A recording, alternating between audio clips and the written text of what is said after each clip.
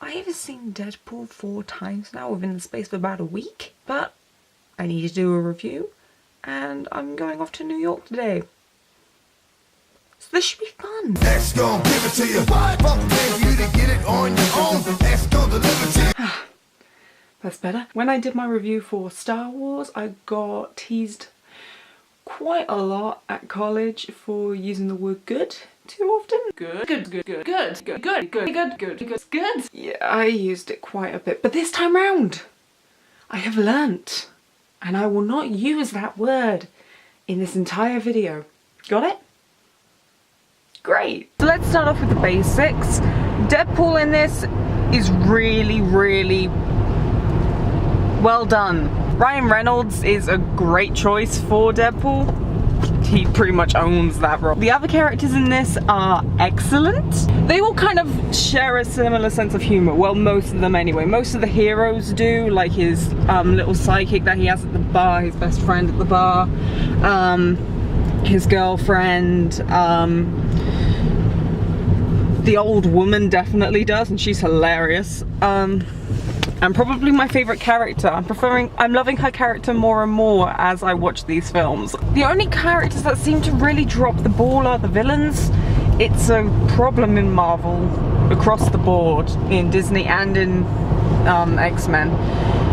You get these really strong heroes and there's quite a lot of attention to them, and then you just have these really bland villains, or these villains that aren't charismatic at all, or you can't really relate to them. Ajax is okay and you kind of get him. His sidekick, you're definitely not. She's basically only there to keep Colossus busy, and that's pretty much it. You never get really any threat from her. She doesn't really say much except, you know, provide plot or just add to the plot. Very wasted character there. The story is fairly basic for the film. It's not actually supposed to be that in detail. I don't think they were really going for the most heartfelt story of all time. It is pretty by the numbers. They do shake it up a little bit with showing his origin story throughout the film, up until a certain point until you get to the final battle.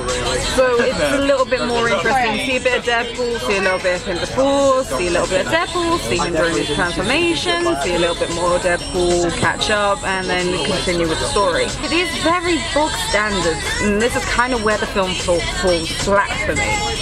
Especially after the fourth viewing. There's nothing really new to the story. When you go and see it multiple times, you don't really notice any more elements to the story that you missed before. It's mainly just kind of like background gags or continuity errors, which I found a lot of the last time I watched the film. The film looks very good. No, I can't say good. Damn it. This is your fault. It's Joe's fault. His fault. He was the one that was bullying me. It was Joe too. The film looks very nice. Some bits look better than others. The strip club scenes look really, really nice. And then some of the other scenes just don't look that great. I'm just going to be bullied this entire trip. Like, it looks consistent, but it also doesn't at the same time. The first parts of it are really nice. Most of the stuff with Deadpool is actually not that great. It looks kind of a bit grey and a bit boring, which is interesting because he's the most colourful character. But, what can you do? City scenes, whenever it was outside, it was very, very grey, except for a couple of scenes with Deadpool not dressed as Deadpool. But the final fight scene is really, really great. It looks like it's done on a freighter, but apparently it's a helicarrier, but it's not a helicarrier because they don't have the rights to that, so it's a really odd looking helicarrier. I don't know, it's a stupid Easter egg. I can see it because there's like those There's a bit that decided to correct and it's like, oh, there should be like some kind of fan. Yeah, there's a couple of propellers on the thing, but it doesn't make sense why one would be in Canada. No. Or why one would be in the Fox universe. It's just a really stupid Easter egg. I don't know really what else to say about cinematography. It looks nice. I liked the pretty. That soundtrack though. What did you think of the music? The music? Yeah. I don't remember it that much. It wasn't a memorable song. No, I found it kind of memorable. I now know a lot more about, wow. Quite a lot of the music was like 90s hip hop. Like trailers and stuff like that. It's all like X-Con Give It To You and stuff like that.